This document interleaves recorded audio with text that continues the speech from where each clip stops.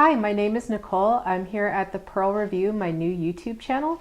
I'm doing a series on classics and personal favorites for people who are considering reading these books and just going over why I think they're special. So today I'd like to talk about Joan Didion, specifically Slouching Towards Bethlehem and the White Album. I think these two collections of essays go hand in hand. One is more centered in the late 60s, that's Slouching Towards Bethlehem, and the other is more about the 70s. Both deal with malaise, with the disintegration of American values, with what Joan Didion describes as the atomization of society. Her writing has this sort of sinister, clear eye.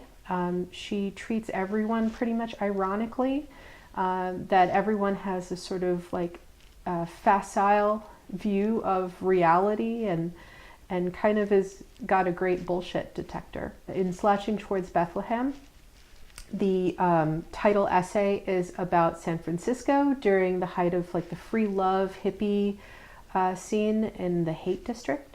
She talks about 5-year-old kids high on LSD, that their parents are setting up, a high preschool for them. So she really takes a period that is definitely romanticized and makes it very scary and dark.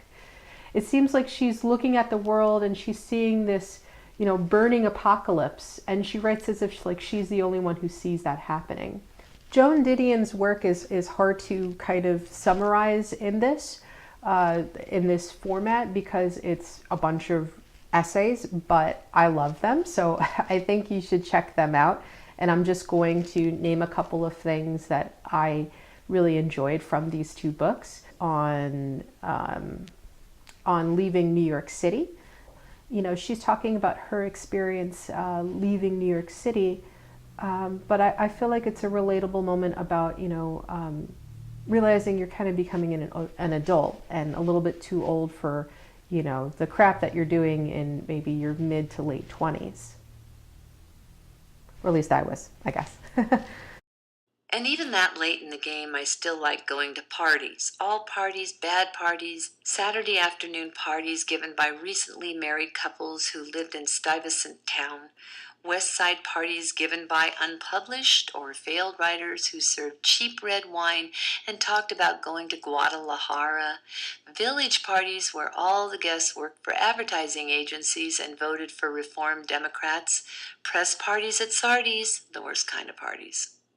You will have perceived by now that I was not one to profit by the experience of others, that it was a very long time indeed before I stopped believing in new faces and began to understand the lesson in that story, which was that it is distinctly possible to stay too long at the fair.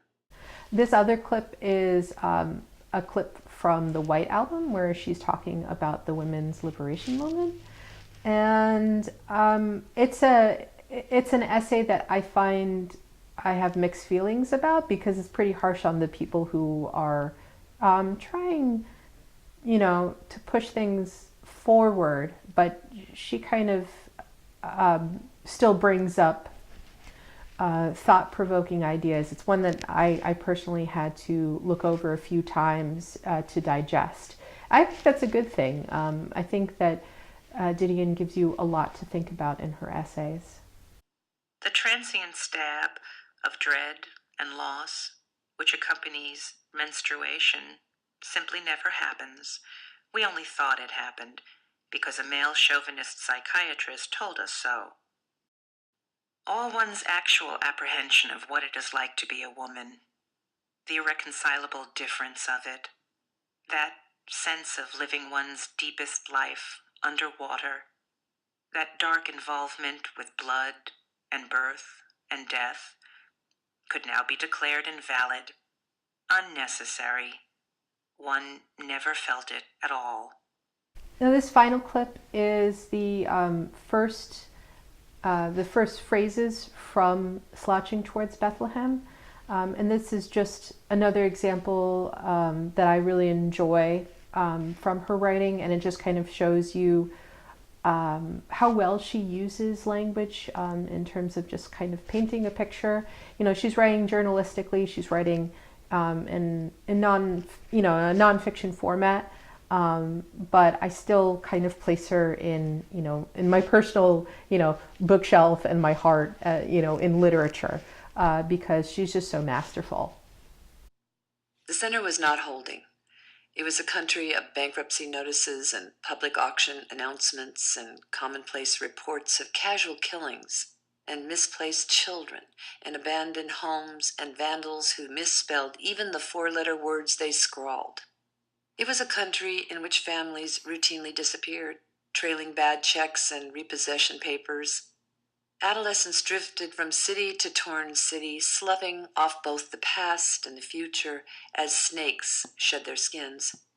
Children who were never taught and would never now learn the games that had held the society together.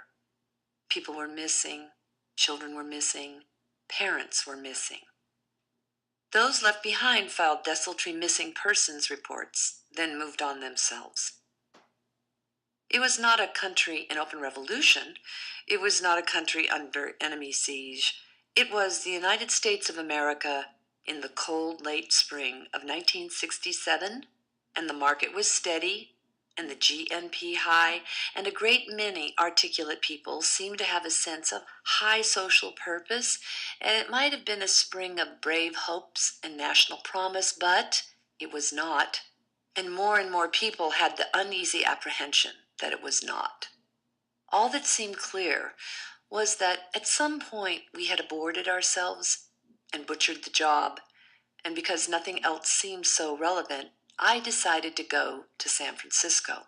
So anyway, if you are looking for an interesting read, if you want to learn more about the 60s and the 70s, if you enjoy ironic treatments of pretty much everyone, outside of the author, if you enjoy the personal essay, read Joan Didion. She's excellent. If you have any thoughts about her that I haven't covered here, or if you want to discuss these books below, please feel free, and thanks so much for listening.